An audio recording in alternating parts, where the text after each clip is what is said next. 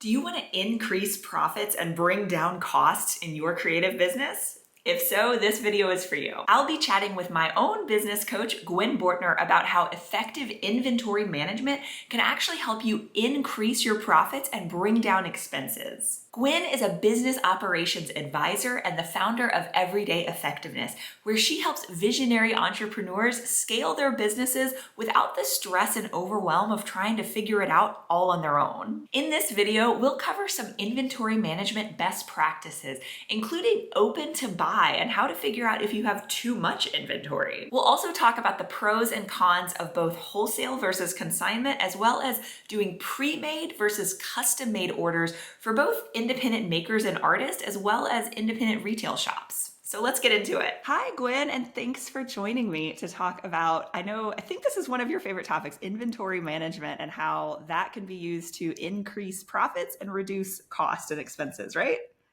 Yes, I am a weirdo. I actually love inventory. I love talking about inventory.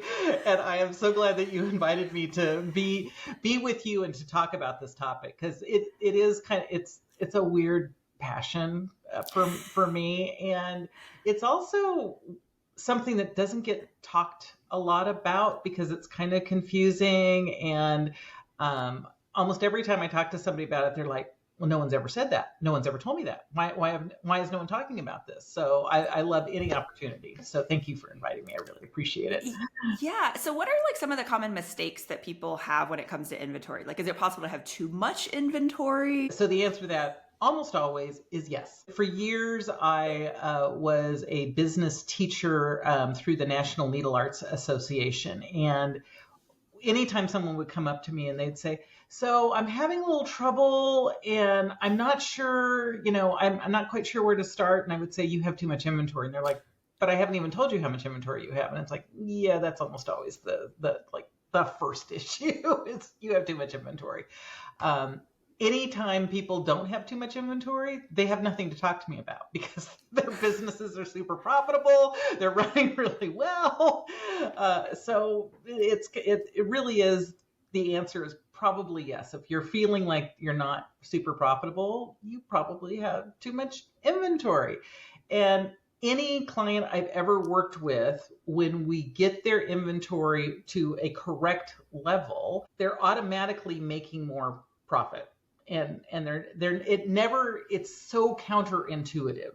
And they're always shocked, even though they trust me, they know I'm right. I've got plenty of case studies that's still like, I don't get it. I'm making so much more money and I don't have as much inventory. So yeah, so the very short answer to that long blathering I did was yes, it is easily possible to have too much inventory. So when we're talking about inventory, is it, and maybe it's both, is it like the finished products that we're selling? Is it the materials that are going into those products for, like, you spoke about working with needle arts and I know you have a background in knitting. So is it like craft supplies and the materials that are going into those finished goods too? Well, and so to be, completely honest, most of the people I work with are in the retail side. So they're selling a finished product. But I also have a number of clients who were doing small business manufacturing, which may be a little beyond where a lot of your audience is, more in the maker category, but really they're doing small business manufacturing as well.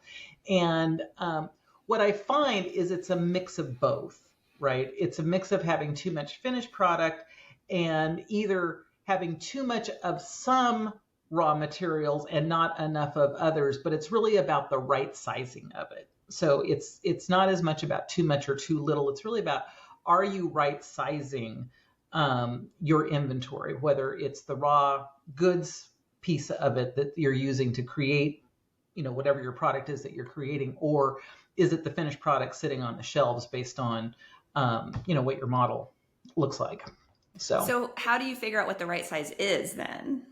So this is truer for finished product than for raw materials. So let me just be clear on that, right? So we're going to start with finished product because it's an easier piece. Generally, for anybody in the kind of maker space, we fall into what is called specialty retail. That we're selling something out. And I say retail, it can also be wholesale, but it's still that same space. And the guideline is you want to be having somewhere between 2 and 6 turns of your inventory per year. Now we're starting to get into jargon, and people, I'm sure there's at least someone that's listening to this whose eyes just roll to the back of their head. And so we're gonna take it down. We're gonna make it really simple. So an inventory turn is the theoretical number of times that your total inventory value gets sold in a year. Okay. I'm going to keep it really simple numbers for a moment. So like if you've got $1,000 of inventory sitting on your shelves in whatever theoretical shelves you have, and that's kind of the average that you're doing most of the time, that means that you should be selling $2,000 of that inventory a year. That would be 2 turns. If you were selling 6,000, that would be 6 turns, right? Because it's 1,000 times 6, right? 1,000 times 2. And so the way to figure out what is the right level is to work that number backwards, to say, what are your average sales per year? Okay. So picking a number, just another number out of random. Let's say your average sale is $10,000. And for specialty sales, particularly in the maker market, really, if you can get to 2 or 3, you're usually doing really well. This is particularly in the retail side of it. But somewhere between 2 and 4 is where you really want to be shooting for. If you start getting above 4, you're often having to make too much or spend too much on shipping, and there's other downfalls, but somewhere in there. So you're going to take your total sales for a year, and you're going to divide it by whatever turn number you want. So if we take 10,000 and we say we want 4 turns, we're going to take 10,000 and divide it by 4. That means that your average inventory value that's sitting on your shelf should be $2,500 at any point in time. Does that make sense? Was it simple enough? Do you think? It kind of reminds me. This is like not the super accurate way to do inventory turns, but it's the relatively easy. I can do the math in my head. I don't have to spend hours gathering numbers to try and figure out what I'm doing. And if you're getting close to that, then you're in good shape. Yeah, it kind of, the turns thing kind of reminds me of like within restaurants. Like I was at a pizza restaurant last weekend on a busy Friday night with my best friend, and we were sitting at the table and the waitress kind of forgot about us towards the end. And like, I was fine. We were having a good time, but they weren't able to turn that table. I'm pretty sure there were people waiting outside that if they were able to get us checked out and out of there, they could be making more money on next guests. It is exactly the same concept, and where the table is an inventory in a restaurant because only one group of people can be sitting at it at a time. It's the exact same thing. Every dollar of inventory sitting on your shelf is exactly that. It's like a dollar that's sitting there, and how many times can you sell it to make more money? You're sitting there as a dollar as a cost, but your value of it is $2 because that's what you're going to sell it for, if you're doing just a kind of standard keystone markup. And so how many times can you do that in a year? I will tell you, in the retail world, in the craft market, and this is typically more brick and mortar, but it also applies to online businesses. What I typically find when people do the numbers is it's usually 1 or less.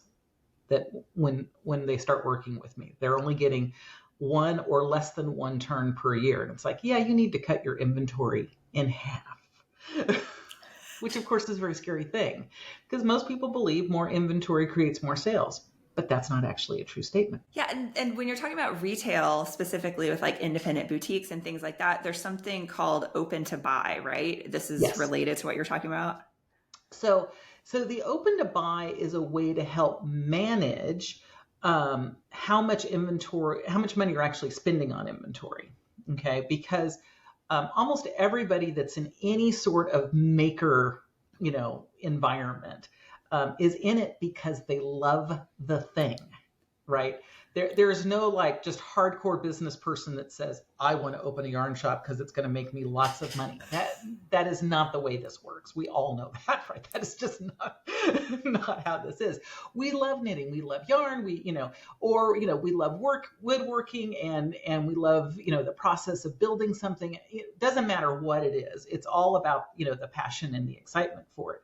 And so we get excited about the products. And if we don't have a way to like manage how much we're spending, it's really easy to spend a lot of money on stuff because it's fun. We love it. It's exciting. It's all those things, right?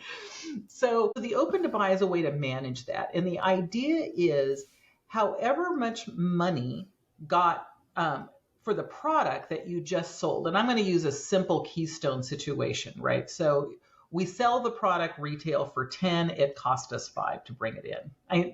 Like I said, oversimplifying, but we're, so we can keep the numbers in our head, right?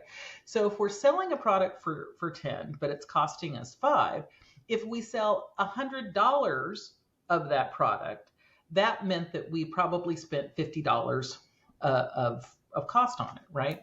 And so the idea is you then now have $50 to replace that product, not 100, right? You have 50. Now, if you're needing to decrease your inventory, which most people aren't, what I encourage you to do is not say, I've got $50 to replace, but you only do a smaller percentage of it. Okay. So for instance, if your cost of goods is 50%, which is our example there, right? 50% of 100 is, 50. Maybe you say, I'm only going to allocate 45% to replacing inventory.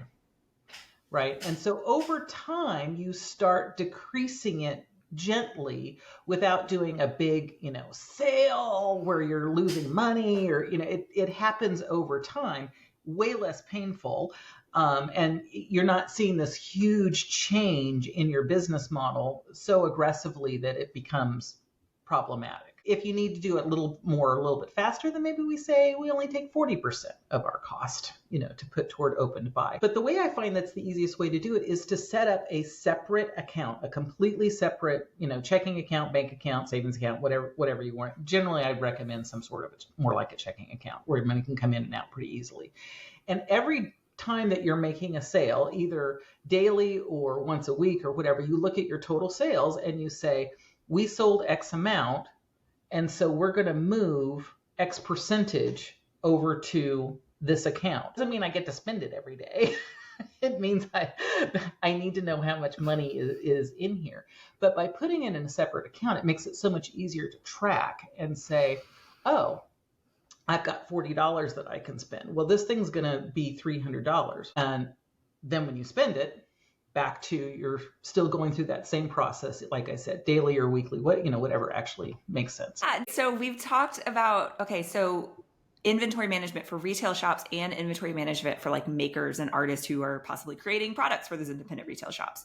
I'm curious, I have another video about how to get started selling to those boutique retail shops as an artist, right? And I know, there's different ways that that's often handled, especially in small independent stores. There's wholesale, which is kind of a lot of what we've been talking about, but there's also consignment. Mm-hmm. And I'm curious from both a like maker artist perspective and a retail shop perspective, maybe you could kind of talk through some of the like pros and cons of that as it relates to inventory management.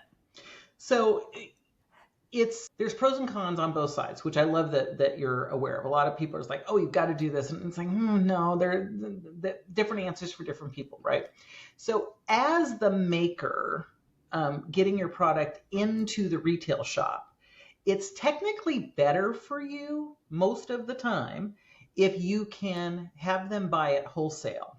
Now, here's the downside. Typically wholesale, they're going to pay you less than if they're doing it consignment.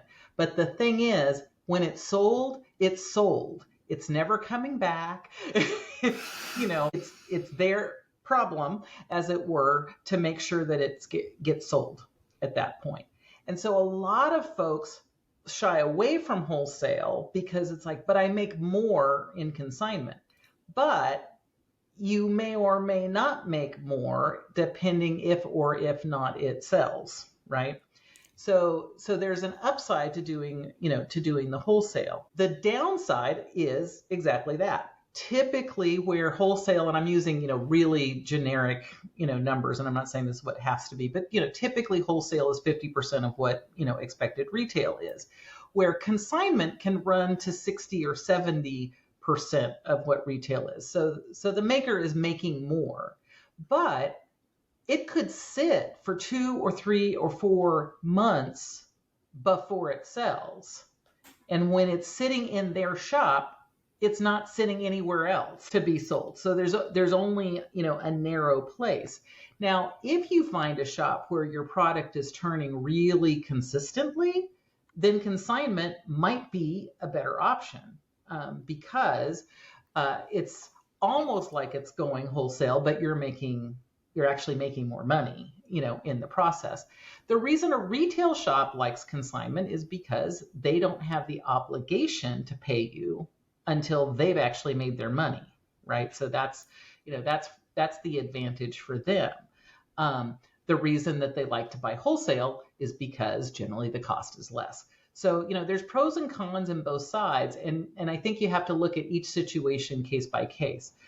Years ago, when I lived in Missouri, there was an art studio that had lots of maker things. And I used to make a little bit of jewelry and a few things that she had on consignment. It wasn't my primary business. It wasn't the primary thing. So it didn't matter to me if it sat there for 2 or 3 months before it sold. So it wasn't a big deal.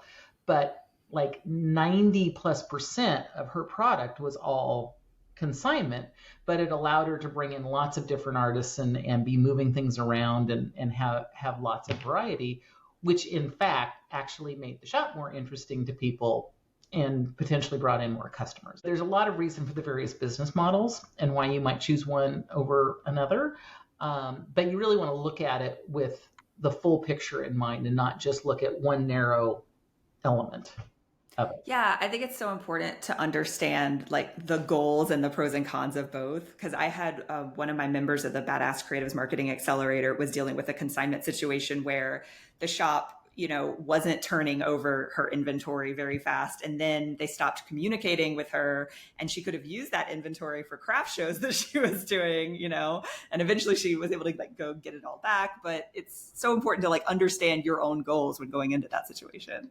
Well, and having an agreement that you both understand ahead of time. So to say, if a product doesn't move in, I'm making this up. I mean, it can be whatever agreement you want, but if a product hasn't moved in three months, you will ship it back at, whatever cost or, whatever the thing is, because you may know it's like, well, then it's just the wrong product for this particular shop, right? Especially when we're talking about maker items, because a lot of times they're all pretty fair bit of uniqueness. And it's like, somehow this particular thing doesn't work well in this shop, but this other thing does, and allows you to make the switches, right? Yeah.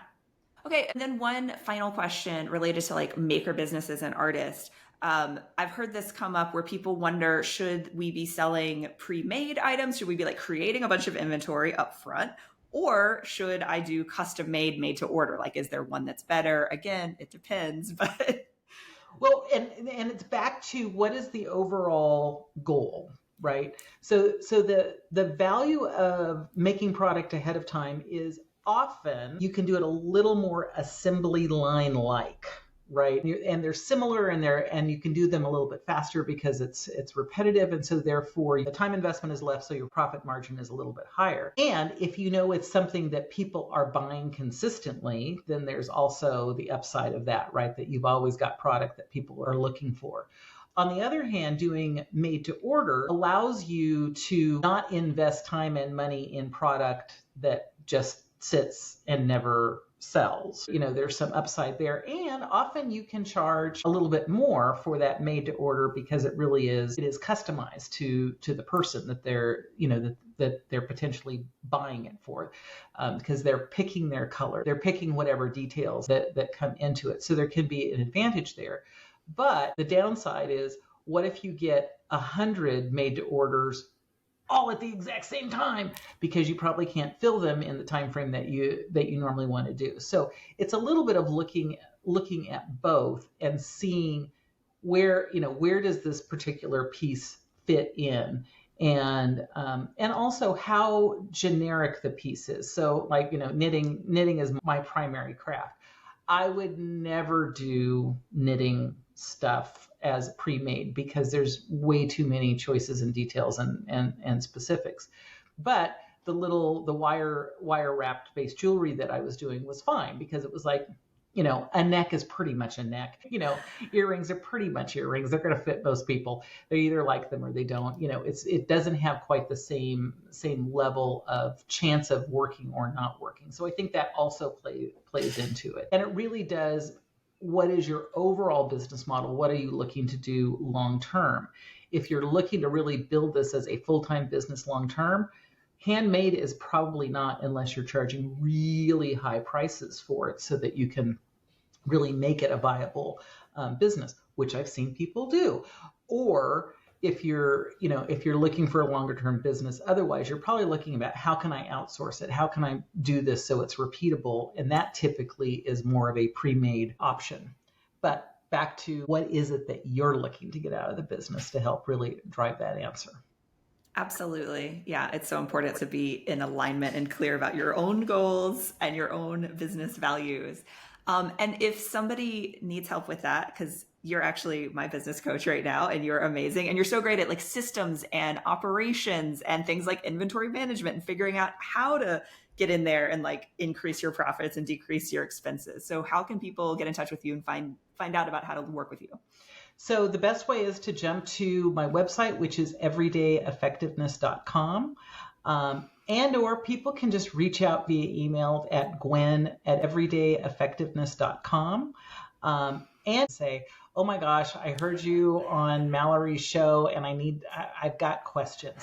And I'm always happy to hop on a quick call and figure out, is it the right time to work with me or not? And if there's a quick question, sometimes I can just do that right then and there and help you move on. I've done that more than once as well. And I'm happy to help if I possibly can.